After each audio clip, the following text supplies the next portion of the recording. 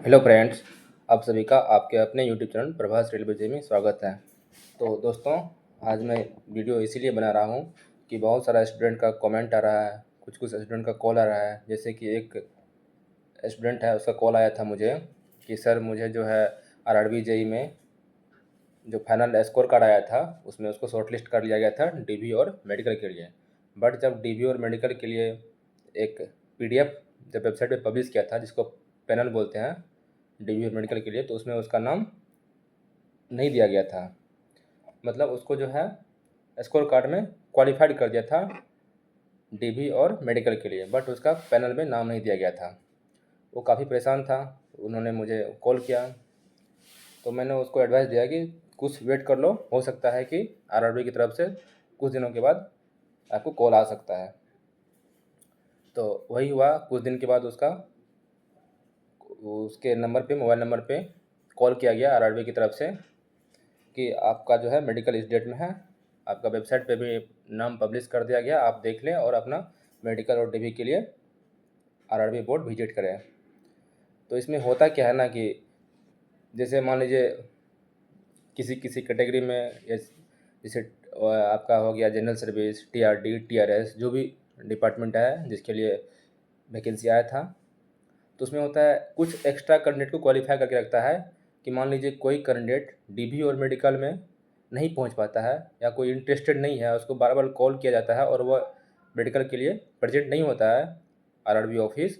तो उस केस में कुछ दिन वेट करने के बाद जो कैंडिडेट को डीबी और मेडिकल के लिए शॉर्टलिस्ट किया गया था स्कोर कार्ड में, बट उसका नाम पैनल में नहीं दिया गया था, उसको कॉल किया जाता है कि आपका जो डीबी इस डेट में है, आप आके डीबी करा लीजिए। तो उसका मेडिकल और डीबी सक्सेसफुली कंप्लीट किया। वो लड़का मुझे कॉल किया कि सर जैसा आपने बोला था उसी तरह आरआरबी की तरफ से मुझे कॉल किया गया और मेरा डीबी कंप्लीट हो गया। और उसको जो है आई थिंक कुछ कुछ बोर्ड जो है वो पहले बता देता है कि आपको कौन सा पोस्ट मिला है। उसको आई थिंक टीआरडी मिला है। वो लड़का जो है मेरे जान पहचान का ही है। वो मालदा बोर्ड से फॉर्म अप्लाई किया था और उसे मालदा बोर्ड में आई थिंक मैक्सिमम चांस है उसको बोर्ड की तरफ से बताया गया कि आपको टीआरडी मिला है। तो उसका सक्सेसफुली मेडिकल कंप्लीट करा लिया गया। इसी तरह अगर आप लोगों में से भी किसी को अगर डीबी और मेडिकल के लिए शॉर्टलिस्ट किया गया होगा अगर स्कोर कार्ड में, और आपका पैनल में नाम नहीं दिया गया होगा कि मेडिकल के लिए जो कॉल लेटर कॉल किया गया होगा, पीडीएफ जो वेबसाइट पे अपलोड किया जाता है, तो आप लोग परेशान ना हो, कुछ दिन वेट करें। आरआरबी की तरफ से मैक्सिमम चांस रहता है कॉल कर दिया जाएगा। रेयर केस 1% यह है कि आपको कॉल ना किया जाए, लेकिन मैक्सिमम चांस है, 99% चांस है कि आपको कॉल करके बुला लिया जाएगा आपको मेडिकल के लिए। तो घबराना नहीं है, कुछ दिन वेट कर ले, सभी को कॉल किया जाएगा। क्योंकि कुछ ना कुछ कैंडिडेट होता है, या तो उसको किसी और जैसे एसएससी जेई या किसी और पोस्ट पे वो क्वालिफाई करता है और वहाँ ज्वाइन कर लेता है। तो रेलवे जेई में अगर मान लीजिए वो नहीं आ पाता है तो आप लोगों को कॉल कर लिया जाएगा। और या फिर कोई मेडिकल में डिस्क्वालीफाई होता है तो उसके जगह पे भी आपको बुला लिया जाएगा। तो घबराना नहीं है, आप लोग वेट करें, धैर्य बनाए रखें, ज़रूर आप लोगों को कॉल किया जाएगा। हाँ, जो नंबर आप लोग दिए हैं आरआरबी का फॉर्म जब फिलअप किए होंगे, तो वो नंबर को आप लोग एक्टिव रखें, उसको आप डिसएक्टिव ना रखें, उसको एक्टिव रखें, ताकि आप लोग को जब कॉल किया जाए तो आपके नंबर पे इजीली कॉल जा सके।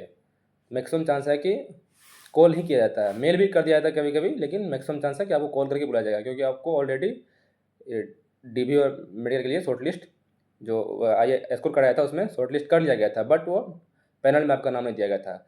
तो उसके लिए क्या होता है, दोबारा फिर पैनल में दिया जाता है और आपको कॉल भी किया जाता है। तो घबराना नहीं है। मेरा वो जो स्टूडेंट था उसका, वो मुझे कॉल करके इन्फॉर्म भी कर दिया जब मेडिकल हो गया, तो इसीलिए आप लोग भी धैर्य बनाए रखें, आप लोगों को ज़रूर कॉल किया जाएगा। हाँ, जब आप लोगों को जो वहाँ पे जब कॉल किया जाएगा तो आप लोगों को जिस डेट को बुलाया जाएगा उस डेट में प्रेजेंट होना है और अपना मेडिकल और डीबी करवाना है। पहले डीबी होगा आप लोगों का, अगर डीबी आप लोगों का सक्सेसफुली कंप्लीट हो जाएगा तो उसके बाद आपको फिर मेडिकल के लिए भेज दिया जाएगा कंसर्न जो हॉस्पिटल है।